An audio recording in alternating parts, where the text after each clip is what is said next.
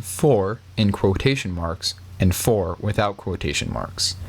Now, for in quotation marks is treated as a string rather than a for without quotation marks, which is treated as a number. This may not seem like a big deal, but again, computers are dumb, and if you try to do math with a number in quotation marks, it will return an error, because the computer doesn't understand that you're trying to perform the operation on a number, and it thinks you're trying to add an integer to a string, which is a big no-no in programming when you're adding numbers. So when you're programming, make sure to make a mental note of whether or not you want to make something an integer or a string, because that type of stuff makes a big difference. Alright, that concludes our segment on the base power of computers.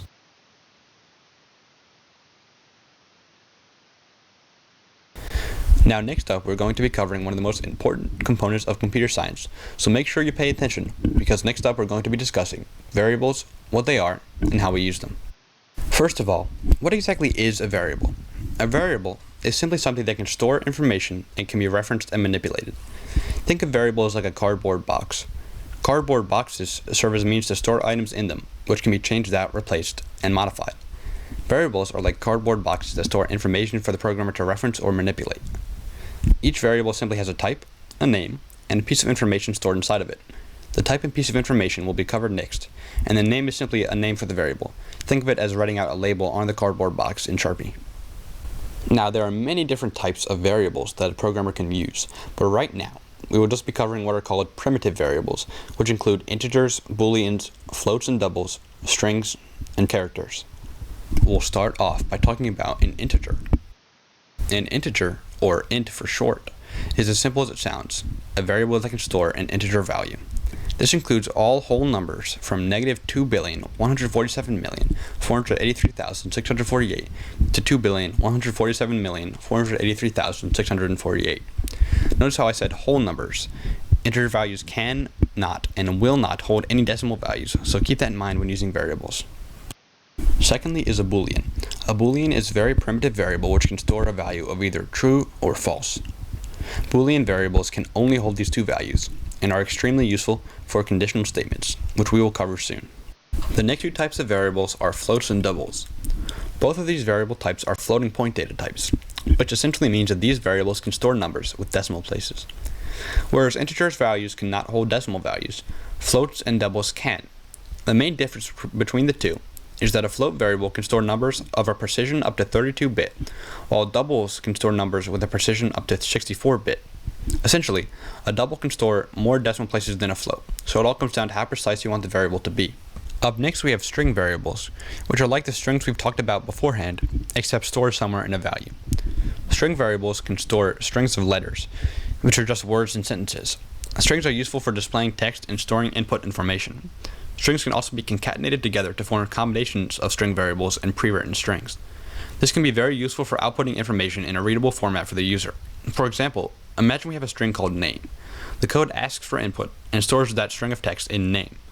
To output this information to the user, rather than simply displaying their name, you can add the phrase your name is and make it into a sentence by concatenating your name is plus name plus period. This makes it easier to read your code, while also adding variability to your code, which always makes things more interesting for the end user. Finally, we have char variables. Char stands for character, and just as the name suggests, they can each hold one character. This is useful when a programmer wants to read one button press or one character in a string without using a string variable. A specific example is being a game that is controlled by the keyboard. The program needs to recognize the character that is pressed and translate that into carrying out some function. Now, strings can also hold one character, but chars can hold more than one character, so keep that in mind when defining variables. Now, why are variables so useful? Well, being able to store information in a format that can be easily referenced later is essential for any good program.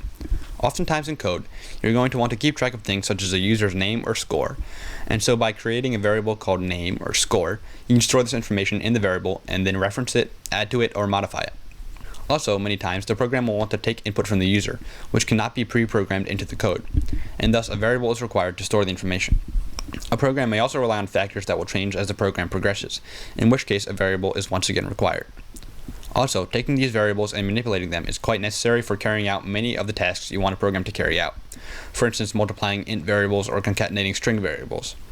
Overall, variables are the backbone of any good program, and you'll find yourself using them often if you want a clean and efficient code.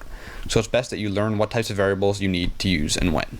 So now that we know all about the different variable types, and we've talked about them a little bit, we're going to delve further into what happens when we actually define or create a variable, how we reference them, and how we can manipulate them for our programs. To start, let's go over what happens when we actually define a variable. Now, when we write a line of code which initializes a variable, and that code is executed, the computer essentially creates a little space in memory that stores your variable name and its contents so that it can be referenced later. Going back to our cardboard box example from the previous segment, think of this as if you had your own storage facility, and you make a new cardboard box labeled name, and inside of it you put a piece of paper with the word null pointer exception on it. Now, anytime you want to know the contents of your name box, you could simply look inside and see that it has the contents null pointer exception.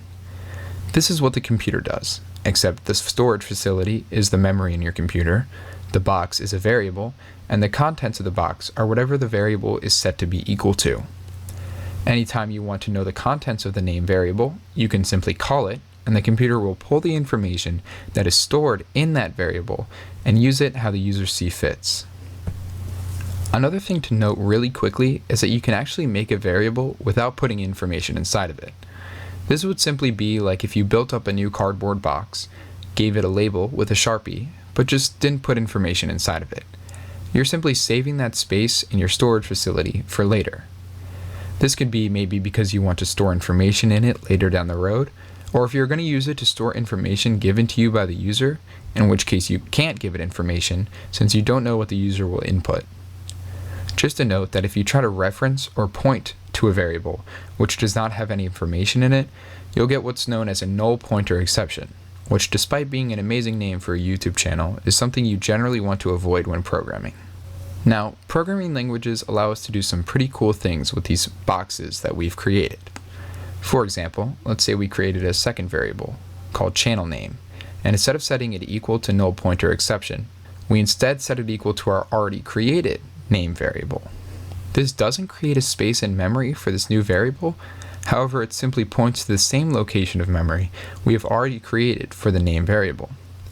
Going back to our storage facility example, this would be like instead of creating a whole new box labeled channel name and storing a sheet of paper with the word null pointer exception on it, we instead simply added another label below the name box entitled channel name.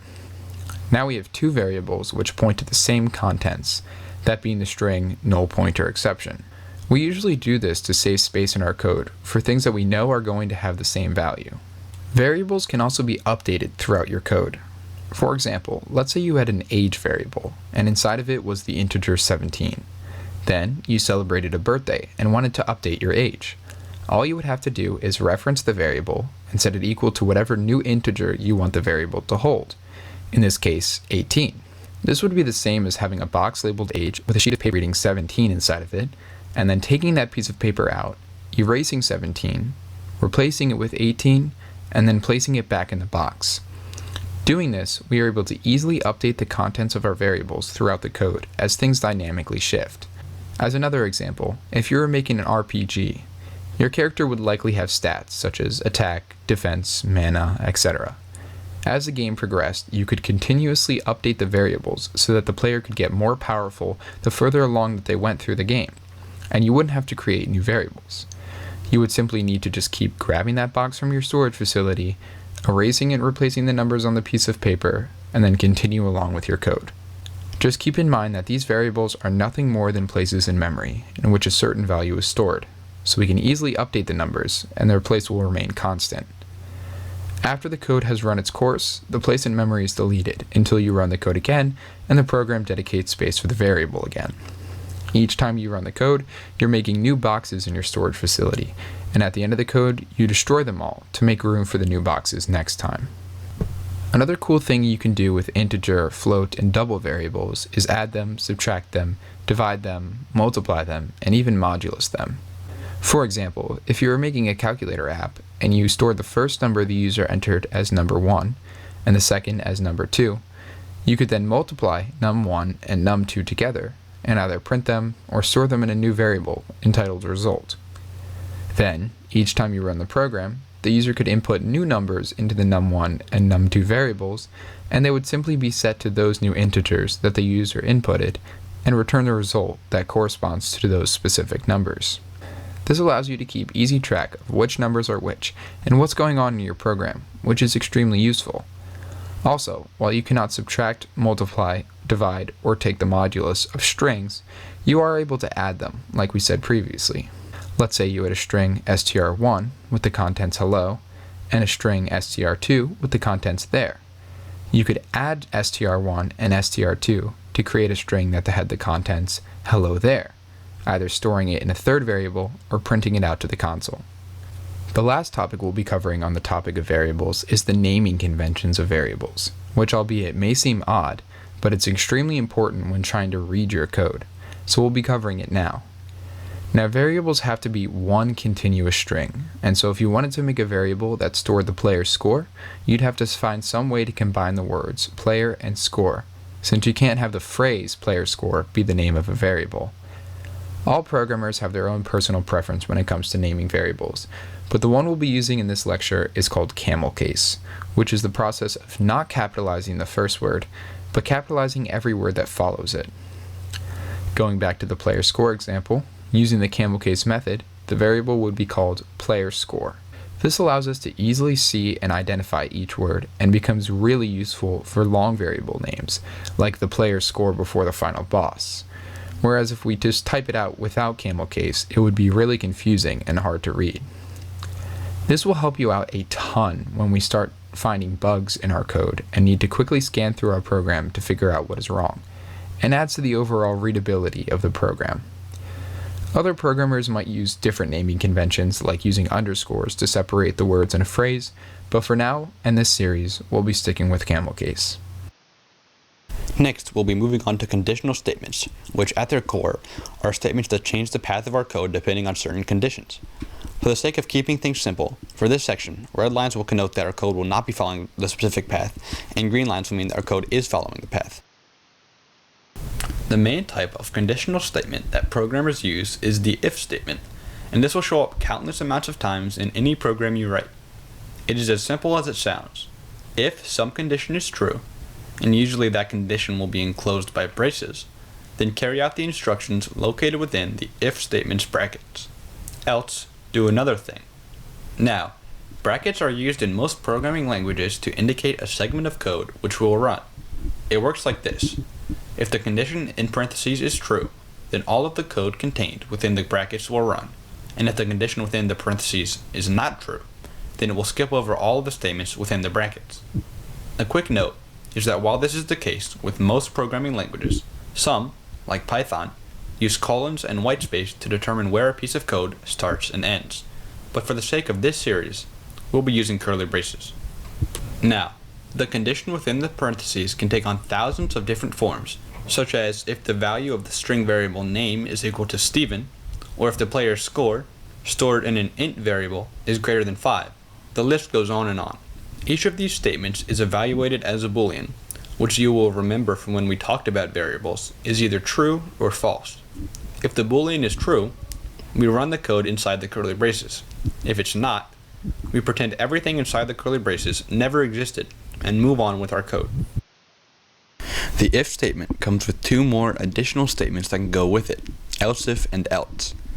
Else if is a conditional statement used directly after an if statement and carries out mainly the same function as